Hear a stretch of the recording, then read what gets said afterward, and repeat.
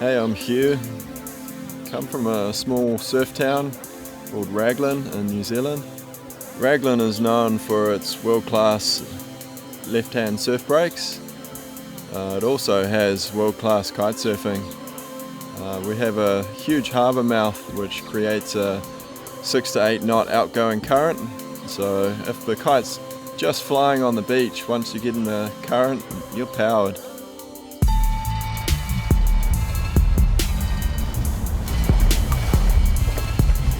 So when there isn't any waves or wind, then we also have a clover skate bowl down in town, and we've got an indoor 6-foot half pipe up here as well. So you can be riding a board every day.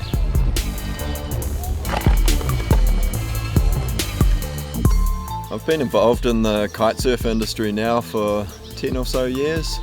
I started out making some of the early kiteboards, and then went on to instructing, worked in retail, designing accessories, and most recently I've been involved with this Cabrinha control system.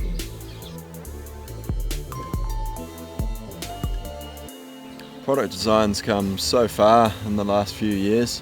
We're now using 3D printing, which means that we can take the CAD model out of the computer, print it off in the matter of a few hours, have it in our hands, rig it up to a control bar, be down to the beach in 5 minutes testing it. These files can also be sent through to Maui. They can be out testing in the same afternoon, sent through to the factory, and they can be producing parts.